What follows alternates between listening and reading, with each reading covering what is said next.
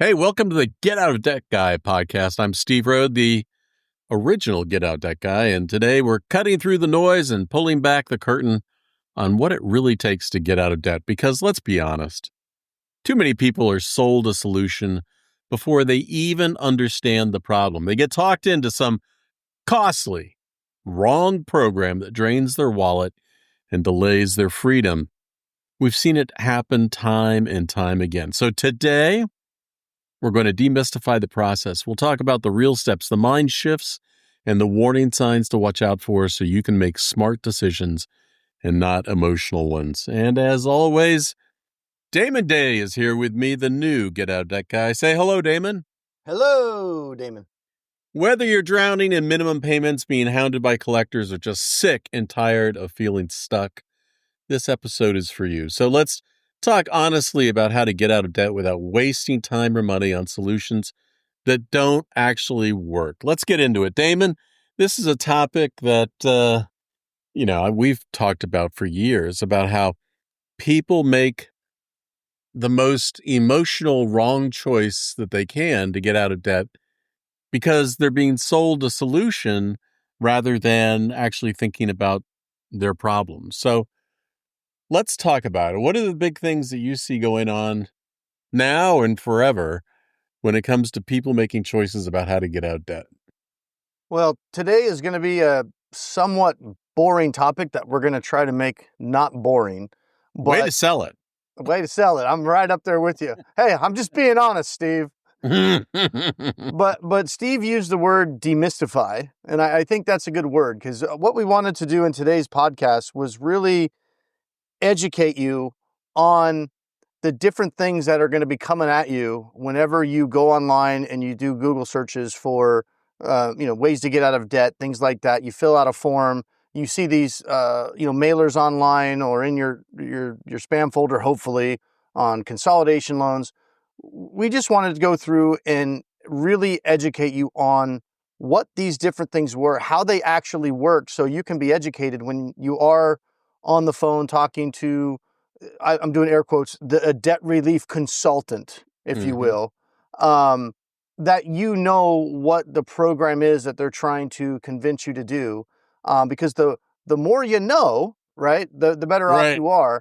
And so it's really important because I still see this all the time where I'll be talking to somebody and they'll say something like, oh, I consolidated my debt, like 5 months ago. And I'll start asking questions. And it's like, wait a minute.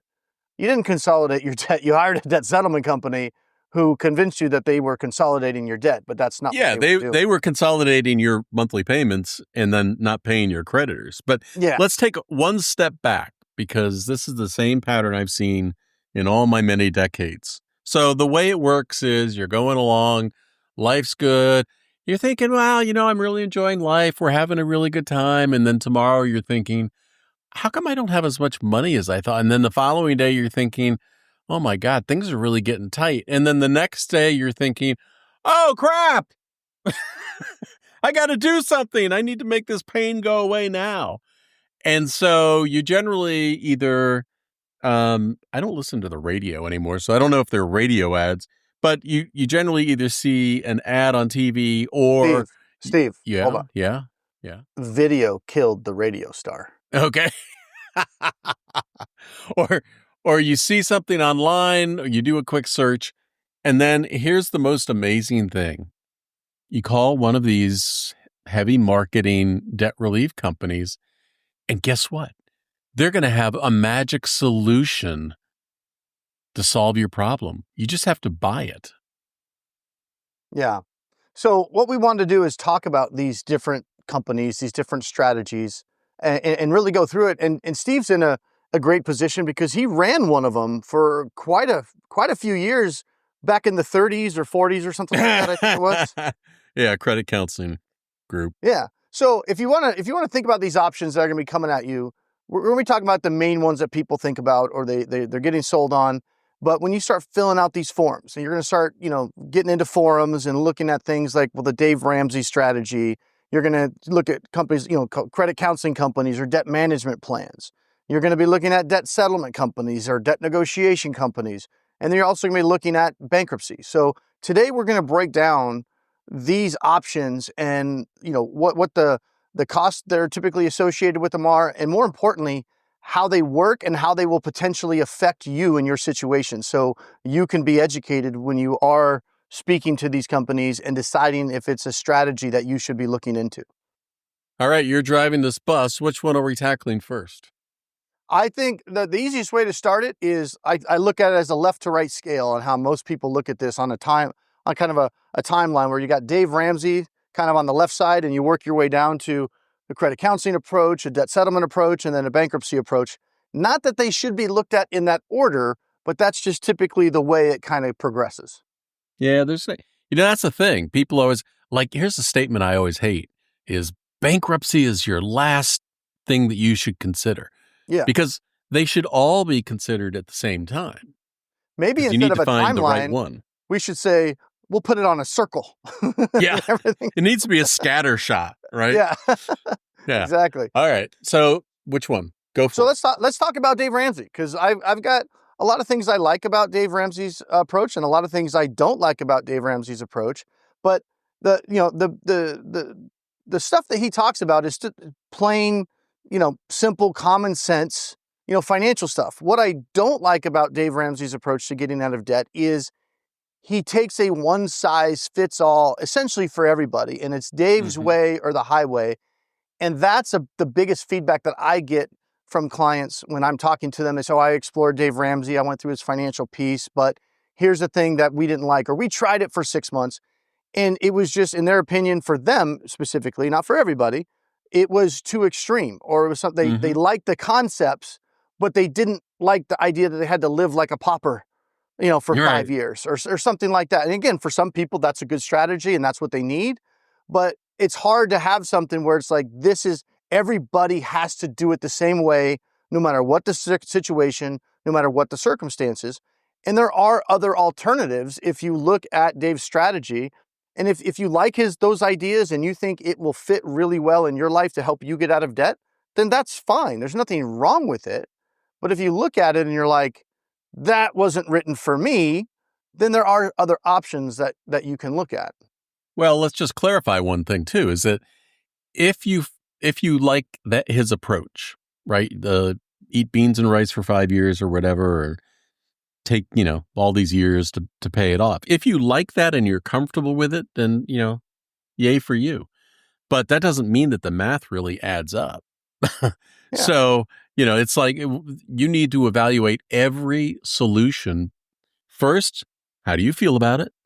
And secondly, what's the truth about it? And are you trying to fix the past or fix the future? So let's, do you have more to say about the Dave Ramsey? Yeah, like I was even talking to a client last week and Dave Ramsey came up and I was talking to them about the strategy of, we could combine pieces of this with pieces of another strategy and say, we were talking about debt settlement and negotiating the debts down.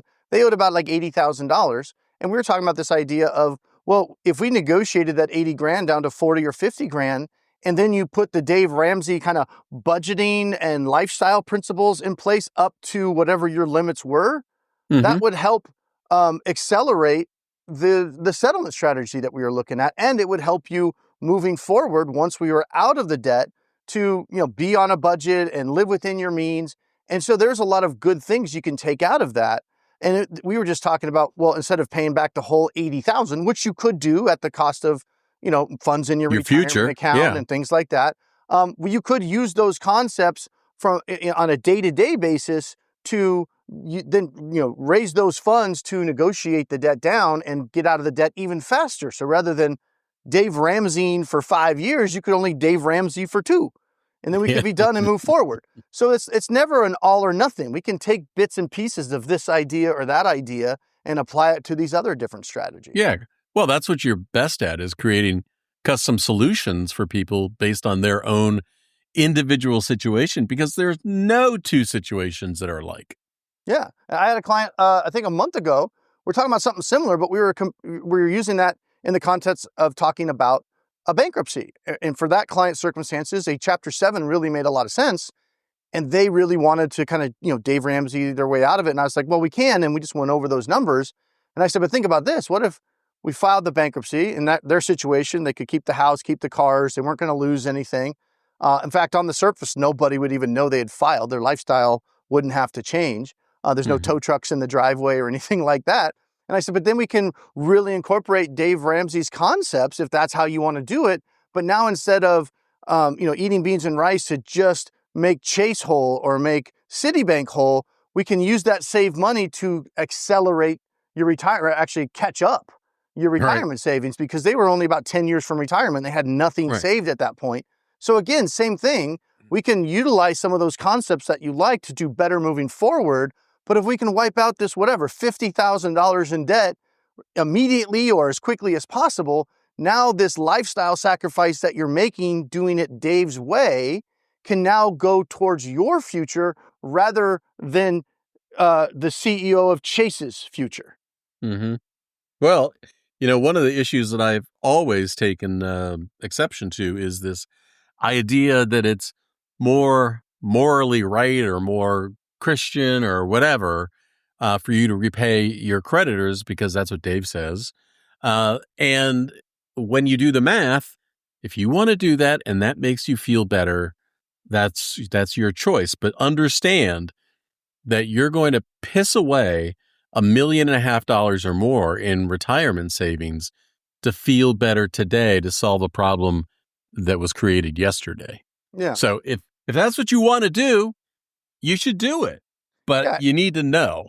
And it's okay to walk through that. I'm not here to tell somebody what they're doing or not doing with their money is right or wrong, because I always tell clients, it's not my money, it's not my life, it's not my credit, it's yours. Right. I just want you to know. Yeah, that's all. My job is not to say, no, you're wrong and I'm right. That's what Dave does. That's not what I do. Right. My job is to support you in whatever decision you make, but it's also to educate you on those options. So for instance, if you really want to, pay it back, and I'm saying, hey, look, a bankruptcy would make more sense and you really don't want to do that, that's fine. But maybe your situation is such that by not filing that bankruptcy, you're going to be well short of your retirement goals, and that's going to cause you to potentially be a burden on your 3 kids.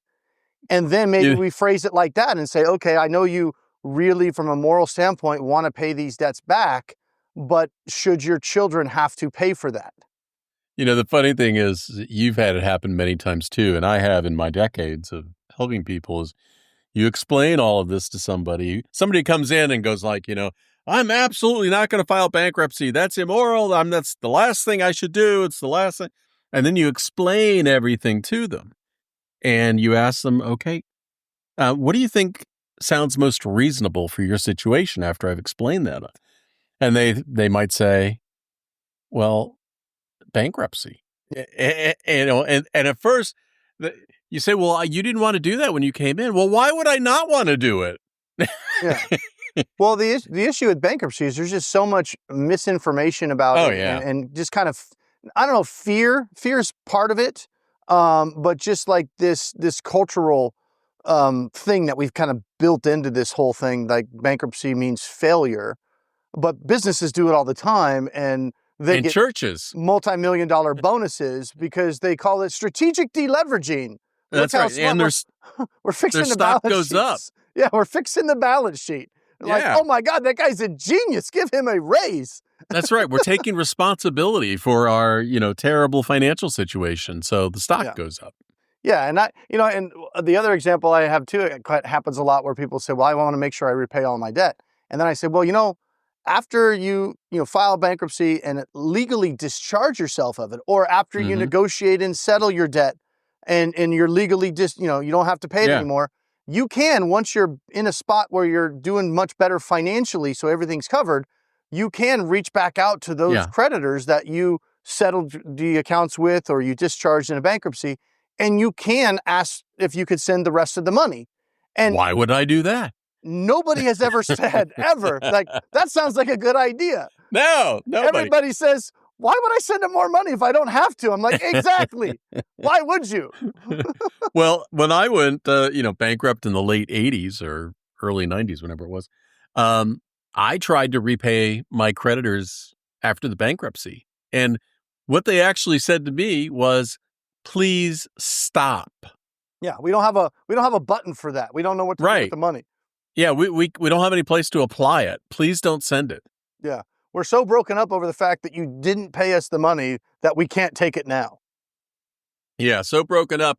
I like your bankruptcy story. So broken up, the Capital One gives you a new credit card. Yeah, well, that's what I was going to say. We can't take your money for the old stuff, but if you want a new card, you can We use got that, and you can send us money for that one. It's all a game. Oh, it's absolutely a game. I always tell clients, hey, don't hate the player, hate the game. Right. I'm just showing you the rules and how to play it. That's all. Yeah, well, it's like, comparing two other options, talking about credit counseling and debt settlement. I remember a time when Bank of America told people who were calling about credit counseling, we don't settle debt. Yeah. And yet they're settling debt every day. Yeah. Yeah.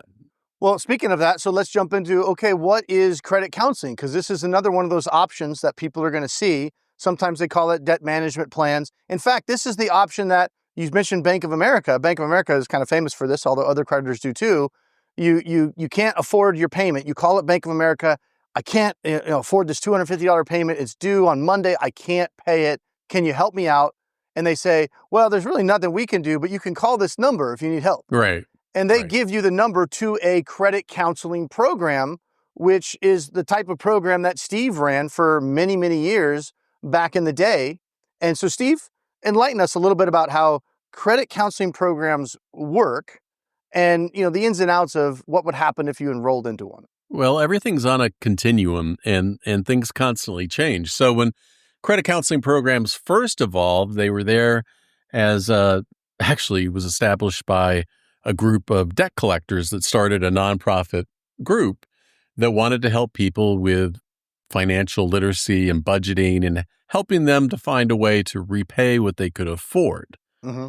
So back in the day when I started a credit counseling group, 94, the situation was much different than it was today. Because back then, if you couldn't afford to pay your creditors, when you enrolled into a credit counseling program, your payment was immediately cut in half. The interest always went to zero. Yeah. So you instantly got breathing room that you didn't have before. Yeah. And real quick, just let me interject. So you started that just a few years after your bankruptcy. And that Yeah. was the bankruptcy was kind of like your driving force, towards getting into that, because you didn't do that before the bankruptcy. It was like No. that experience of going through that made you want to say, hey, I need to figure out how to help other people so they can avoid what I had to go through. Right. When I went through my bankruptcy, I did everything that people normally do and look for solutions. And one of the groups that I contacted at the time was a credit counseling group, and I couldn't afford half the payment. And they said, too bad, so sad. And, there was no other hope. And so after living through the experience myself, I thought, man, I got a different perspective on this. And there's got to be a way to give people real advice holistically, give them the whole picture and help them out. So, but here's how credit counseling changed. By the early 2000s, the creditors kind of got it into their heads that, you know what, we could kind of really control this industry because we're giving them money when they send payments to us. So a credit counseling group doesn't really consolidate your debt. You send them one payment, they cut it up and send it out individually to the creditors. Mm-hmm. And the creditors back then would give the credit counseling groups about 15% of the money that they sent in every month. And that's how they funded themselves. So in the early 2000s, the creditors decided, you know what, we can take kind of more control over this industry. And instead of giving them a percentage of money that they send in, we're just going to arbitrarily give them money based on how we feel about them. And so we're really going to turn them into collectors for us. A And your kinder, gentler form of debt collection is what I tell clients. Right. It kind of is. Yeah, right. And your payment's not going to be cut in half like it once was, and your interest rate might not go to zero. And the credit counseling group's going to be judged based on their performance rather than, the advice that they give you. And so credit counseling really turned into a creditor-controlled nonprofit, I'm doing air quotes like you were before, industry that people think is there to help them, but in reality is mostly there to qualify them for their debt management plan or their repayment program. Mm-hmm. So it's changed a lot since the very beginning. And, there's going to be more change. Like right now, you'll notice that credit counseling programs really don't talk to people about debt settlement. And one of the reasons is because for years, the creditors that fund credit counseling programs told them if you talk to people about settling their debt for less than they owe, you're not going to get any money from us. Yeah. So you can't serve two masters. No. I mean, you call a credit counseling program and you say, let's talk about bankruptcy. Oftentimes, first thing you're going to hear is that's the last resort. Yeah. You don't want to think about that. You want to get enrolled in our program. Because who's funding the credit counseling companies? Right. The banks. And do the banks want you filing bankruptcy? No, they do not. Well, that department doesn't. Yeah. Because if you talk to a different department, this all-time story, this still blows my mind. So I was at Chase Bank, and not Chase. It was another large company. Anyway, I'm at their collection center, and I'm sitting in the office of the supervisor of the collection department, and she's on the phone, keeps ringing. She's picking up the phone, and she goes, file bankruptcy. Hangs up the phone. I said, I don't understand. I mean, I can help those people. And she goes, look, Steve, at the end of the day, I have to go in front of my manager and show my results. And people that file bankruptcy, they don't count against me. It's just easier. It ain't her money. No. It's like I said, it's all a game. Don't hate the player. That's right. So when you think that you're doing the right thing, you got to understand the only person you should be looking out for is you. Yeah. Yeah. All right. Next option. So to circle back, because we mentioned when you call like Bank of America or a lot of these creditors, and you say, I can't pay my payment, and they direct you to credit counseling. So, they have a hand in that. Now, credit counseling is not all bad. It's not like credit counseling is, we're not saying it's not something that you should consider and look at, because there are benefits to enrolling in a credit counseling program. They're just not as good as they used to be. Well, but they've got the same problem that we just complained about the Dave Ramsey approach, which is, I dare you to call a credit counseling program and they tell you to enroll in their program. I dare you to see if they tell you about how much you're going to lose in retirement savings because you signed up for their 5-year repayment program.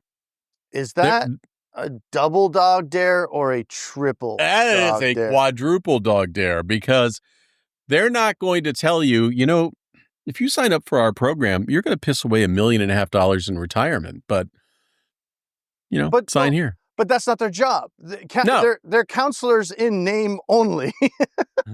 I remember back in the day, one of the banks said, well, we need you to get certified in credit counseling, some type of program. Like certified in what? What do you... Yeah. So credit counseling programs just, so here's the long and short of it. If you're in a position where you're paying all of your debt, right? And you're paying it on time, you've got enough cash coming in. It's not about the cash. It's just about you're saying, I want to pay this off in as fast as I can. No matter what, I'm paying it in full, but I'm paying 25% rates. I'm paying 30% rates. And I want this like an easy button that I can push, and my rates will go down, and I can make one payment, and all my credit cards are going to get closed because I'm really kind of into the Dave Ramsey way or whatever. And so I'm okay with all my cards getting closed, and I just want to pay this $50,000 off with lower interest and pay it off as fast as I can, right? Yeah. That would be what a credit counseling program could benefit you on if you wanted to enroll. There's other ways you can do that outside of a credit counseling program. Oh, yeah, you can call the banks directly. Yeah, you could. But in order to get better rates with the banks directly, you're typically going to have to essentially strategically default for at least a month, sometimes 2 months before they'll even get you into a department that you can say, hey, I need a better rate or whatever. But so there is some benefits to a credit counseling program. They're just not as great as they used to be. And the big gotcha with the credit counseling, and the reason why a lot of people drop out, credit counseling has a very high dropout rate. And here's the reason. The reason is because most people, when they think they have a debt problem, the more immediate problem they actually have is a cash flow problem. The debt is a big cause of the cash flow problem because of you're shelling out $1,500 a month or $2,000 a month. But really the issue is the cash flow problem, which is what wakes most people up to the debt problem. Steve was alluding to that at the very beginning of the call where they go, holy shit, we're in trouble. Yeah. That's because they have a bill due and they don't have the cash to pay it. And then they go, well, we got 50 grand in debt. We got to get rid of that. So they rush in, they get into some program, like a credit counseling program, and they say, oh, we're going to lower your rates because that's where people's brains go. Lower my rate, it's going to be better. But the problem with the credit counseling programs is, like Steve said earlier, they don't cut your payments in half anymore like they used to. And so oftentimes your payments in a credit counseling program could go up, or they could be usually about the same. Maybe they give you a little relief, but it's not going to be a big cash flow month-to-month relief. And that's why people end up dropping out, because they think, okay, I'm going to get my average rate from 25% to 6%, and that's awesome. But what they don't think about is that credit counseling plan is only amortizing that entire repay back over 4 years, 4.5 years. So even though the interest rate that you're paying and the overall interest is going to go down, you're going to have to repay all the principal at a much shorter time frame, right? So that tends to make your payment about the same as you were struggling to pay before. So people get into it thinking I'm lowering my rates, but after a few months they realize I still can't afford this payment either, and they end up dropping out. So that's the big gotcha with credit counseling. And then the other thing that I forgot to mention at the beginning was that's the same problem that happens when people get into consolidation loans. The same exact problem. They have a cash flow problem and a debt problem, but they're not thinking about the cash flow. They're only focused on how do I fix the debt problem, and they don't have the cash flow to support the solution that they're trying to do. And that's why people get stuck with these personal loans, these consolidation loans, thinking they're going to be lowering their rate and put it all into one payment. And then they end up charging those cards back up again because that consolidation loan payment is about the same or maybe just a little bit less of what their minimum payments were. And they're still tight. They didn't change their budget, change their lifestyle. And so the debt creeps back onto the cards. And I see this all the time. By the time people come to me, well, I got this 50 grand in credit card debt. And I also got this damn 50 grand in these multiple personal loans that I took out because I thought that would help me I took out to pay off my credit cards, right? And then a year, 2, 3 years later, the credit card debt is back, but the personal loans are still being paid on. And so all they did was kick the can down the street, and then the can somehow got a lot bigger when it got to the cul-de-sac. Right. Well, you've had people that you've sent to that have said, I want to explore credit counseling. And you've said, call two or three companies and see what the payment's going to be. Yeah. Yeah. I'm really big on getting information helps us make better decisions. Right. So I'm not a guy that would say, don't even look at credit counseling. What I do is I look at my client situation and I say, well, here's how a credit counseling program would probably look for you. And we can call a couple of these credit counselors and I can make a couple of recommendations. And it's a free call. Get the information, have them pull your credit report. They'll see what debt that you have, and they will tell you, here's what we can do in your situation. Here's what we can get your rates down. And so I have my client call, and then the client calls me back and I say, okay, send me over the quotes and we'll review them. And we'll talk about the numbers and we'll see if this can potentially work, yes or no. I mean, that's the whole reason clients call me, is to help them figure out the right strategy. And we can't figure out the right strategy if we're not going to look at any strategy. So we have to look at them all. By the way, before I forget, I always am negligent in reminding people how they can contact you. So if you want to talk to Damon about your particular situation, you should reach him through his website, damonday.com, DAMONDAY.com.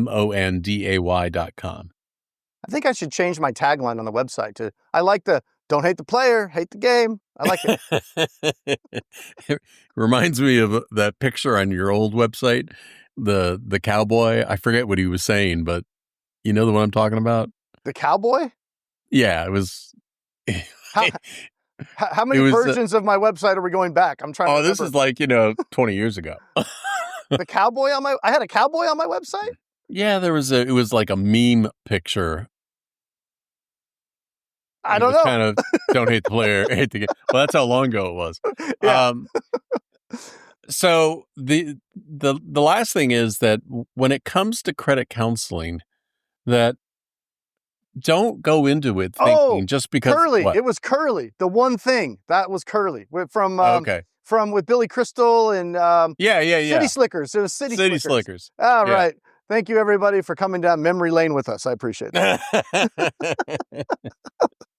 So when it comes to credit counseling, one of the reasons why people have such a terrible success rate with credit counseling is because you're just making it, right? You're just making that payment. Mhm. And if you're behind and you go to credit counseling, most people can't afford the payment. So like you said, if you're not behind yet, but you're feeling like you might, or you want a lower interest rate, those are the best people to enroll because they still have, money. Yeah. But the idea of thinking that you're going to enroll in any program, I don't care what it is, where you're making a promise to repay for 5 years and you're hoping to make it limping along month to month. God forbid a tire goes out, the engine blows, a new water heater is needed, or some other catastrophe, because it's not going to work out. Yeah. Well, and this is why it's an important exercise. This is why I take my clients through this process where we learn all the information about all these different strategies and how it would apply to their situation specifically. So not only so they can make a good decision, but no matter what we do is going to involve some kind of sacrifice, whether it's a credit score sacrifice, a lifestyle sacrifice. Something's going to have to give in order to flip your situation around the right way.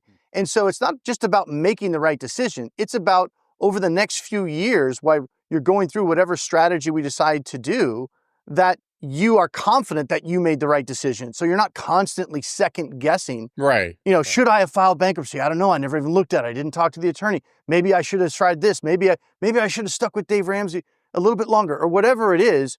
The only way you're going to feel confident in the decision is to know for sure you've researched everything and eliminated everything else. And by making a decision through process of elimination, you can move forward confidently knowing it's the right strategy and actually make it much more likely you'll be successful because you're not constantly second guessing whether you did the right thing.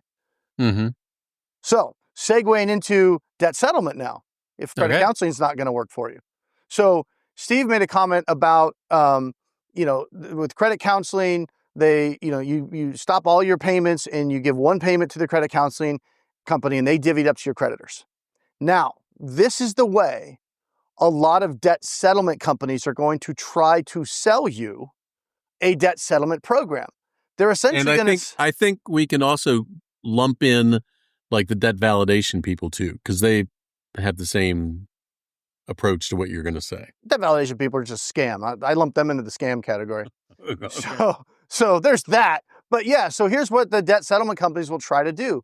They'll essentially try to sell, because they know they're competing.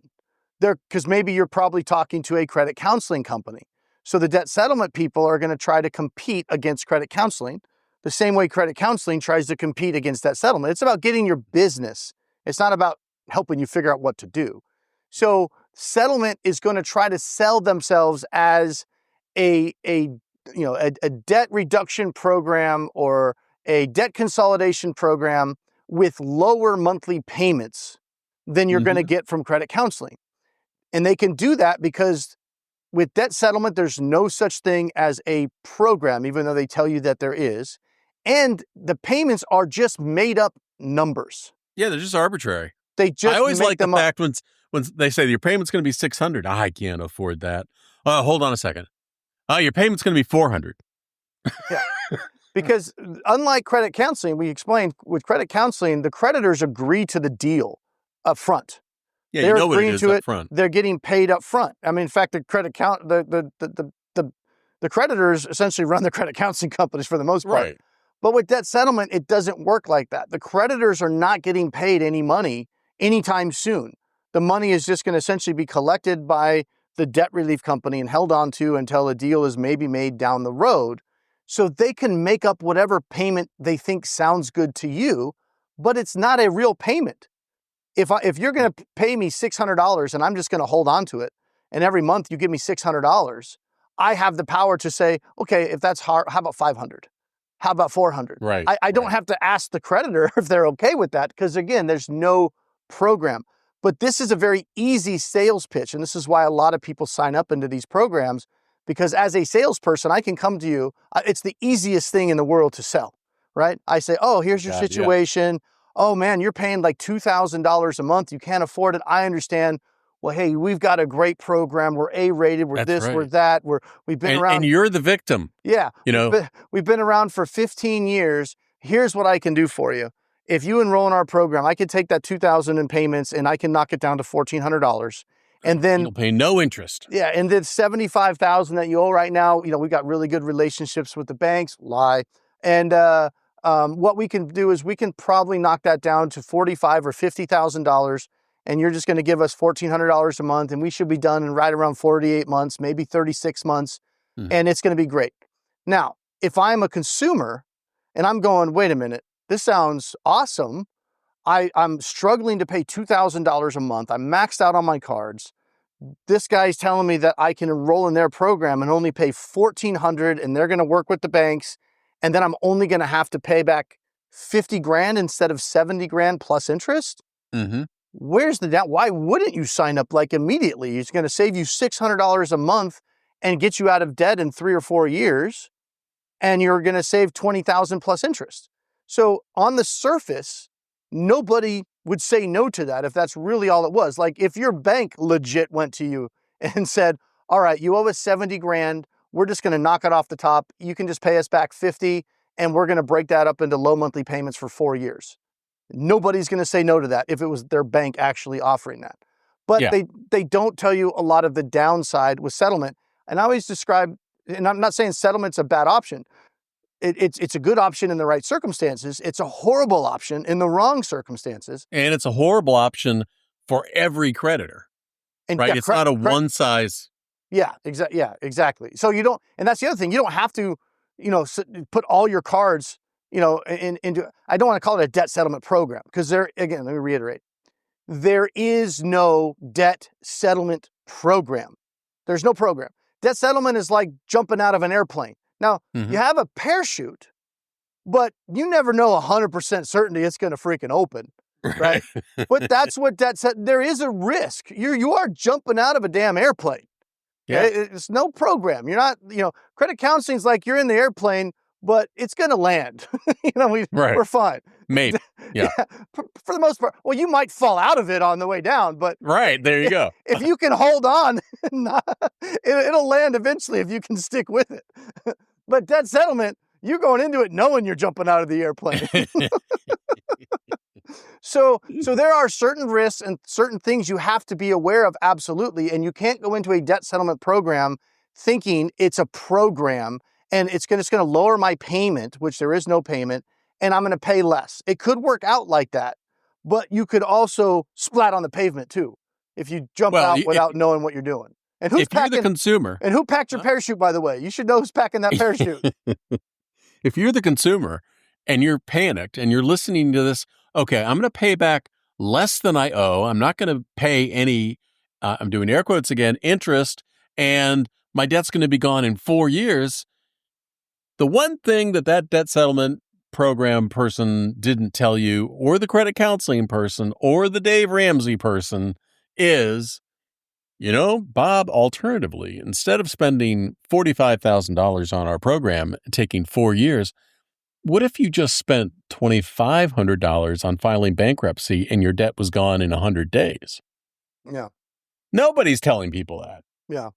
And again, that's why it's important to look at everything. So, with settlement, and I almost never recommend a settlement company. There are other ways to do. I don't like the way these companies operate for a lot of reasons I'm not going to get into on this podcast, but you don't have to enroll with a settlement company if you think you're in a situation where, you could really benefit from negotiating your debt and just kind of getting a reset.